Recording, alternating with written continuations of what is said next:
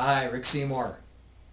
All of us, every single day, get to choose our attitude. I was listening to the radio one morning and heard someone describing his 84-year-old mother. She lives on her own by herself in a small town in Vermont. All three of her kids, including the one being interviewed on the radio, live in the same small town. And at least once a day, at least one of the kids checks in on her.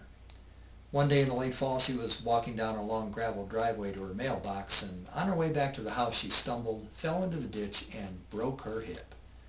She lay there for 4.5 hours before her son stopped by on his way home from work and found her.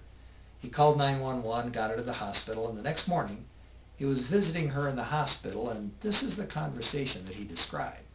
He said to his mother, "Mom, weren't you scared laying there with a broken hip for 4.5 hours?" She said, "Well, not at all. I knew one of you kids would be by." Then he said, "Well, you must have been in an awful lot of pain." And his mom said, "Son, when I fell, I landed right in this pile of leaves and they smelled so good." And finally he said, "Well, you must have been freezing because all you had on was a light sweater." And she responded, "You know, every once in a while, the sun would come out from behind a cloud. And I've got to tell you, I don't think I've ever appreciated sunshine as much as I did yesterday." You see, there was nothing he could say that would bring her down.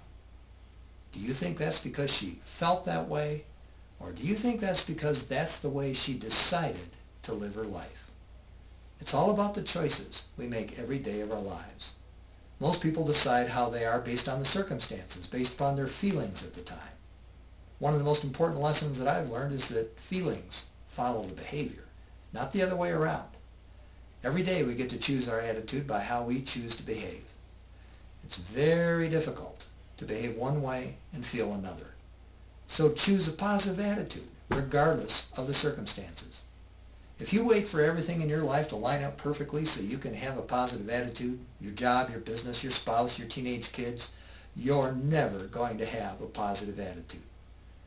What do you think is more attractive in life, business or relationships? A positive attitude or a negative attitude?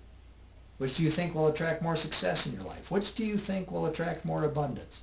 Which do you think will attract more people that you want to be around and want to be around you? You know, the next time you hear someone say, "I'm doing pretty well under the circumstances," why don't you ask them, "Well, what are you doing under there anyway?" Now, I know some of you thinking, well, if you had everything going on in your life that I have going on in mine, you wouldn't be enthusiastic and positive either. Well, then you missed the point. You see, attitude is a choice.